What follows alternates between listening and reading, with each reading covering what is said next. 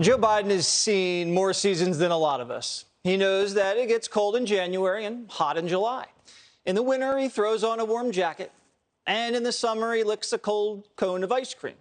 But on a really hot day, he might even jump in the neighborhood pool. You know, I sit on the stand and it get hot. I got hairy legs that turn blonde in the sun.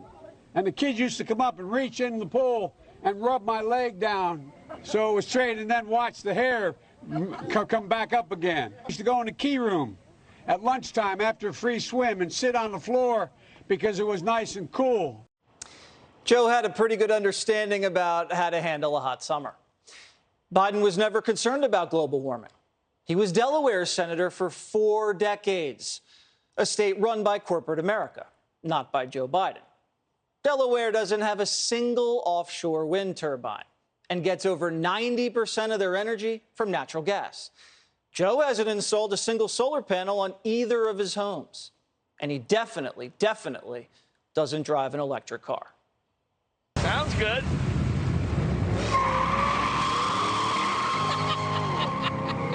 Try your brakes. They're good. And Joe's family isn't green either.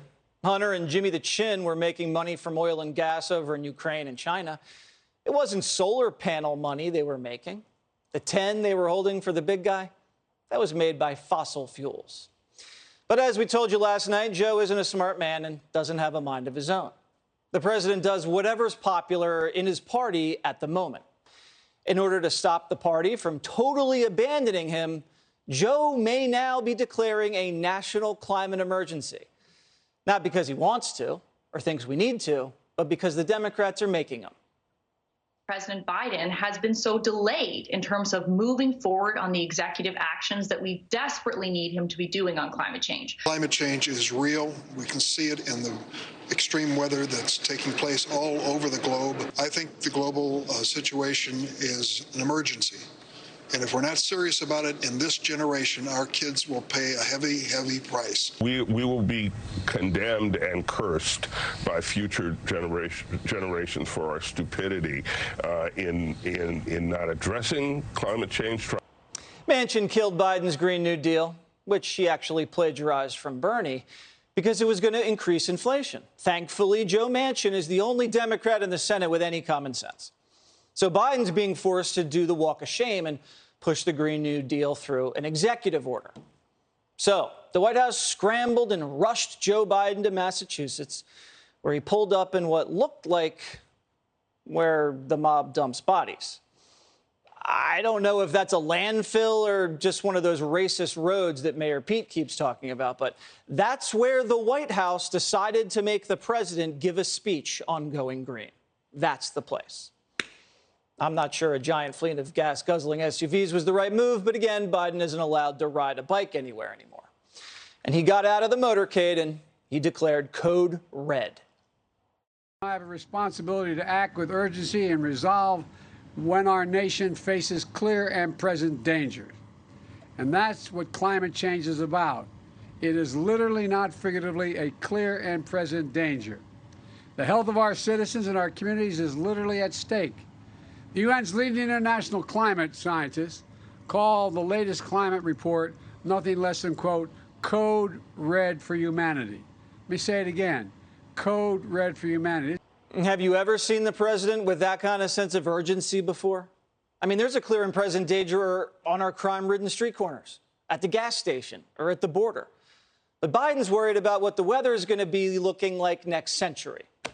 And what's his answer? Windmills.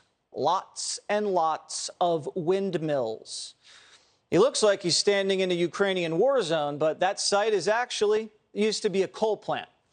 Democrats came in and shut the coal plant down and fired 200 Massachusetts workers, though. But now they want to make windmills there. Look at that site right now. How soon do you think they're going to start churning out said windmills? I mean, I'm for clean energy, and if wind is going to do it, fine. But there's a catch.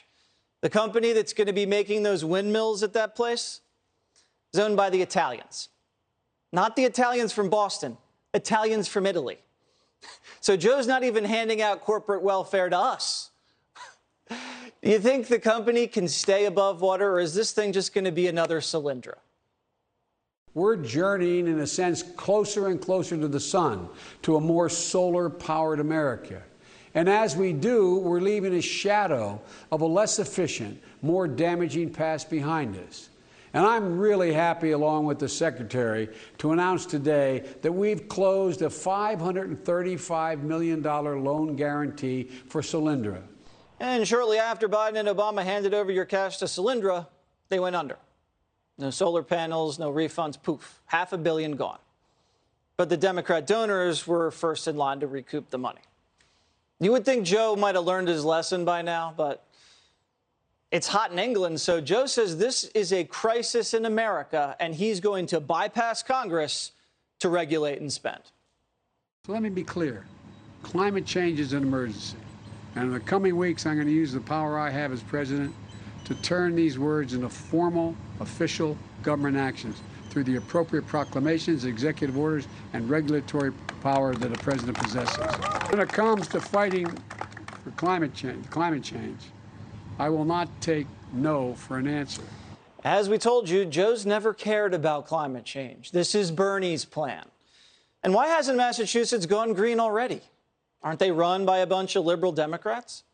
The state of Massachusetts, you ready, gets less than 1% of its energy from renewables.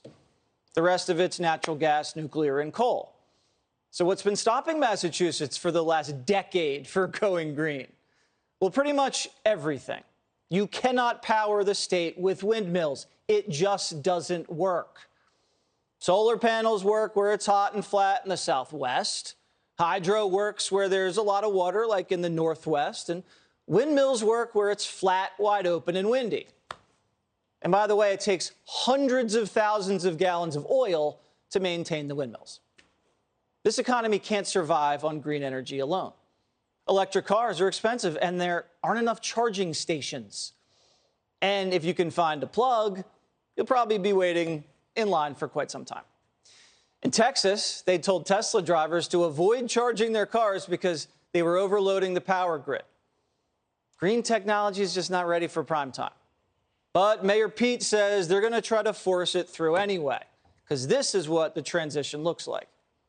When wind and solar won't power the homes in Europe, how do we not use hydrocarbons to make sure that near term these people aren't either freezing or dying from the heat? So how do you declare, how do you declare a climate crisis in the middle of an actual weather crisis? This is what a transition looks like, right? This is exactly the challenge that we're living through. You can't flip a switch. You can't do it overnight. There's a clear understanding that when it comes to the climate, we're running out of time. We're going to be able to change the weather the climate between now and 2030 with what China. Well, we've changed the climate between 2010 and now, and not in a good way.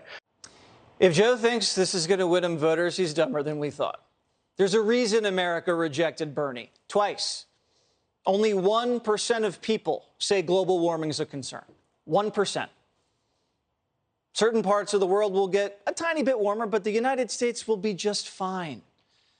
We're getting a lot of the boy who cried wolf vibes now.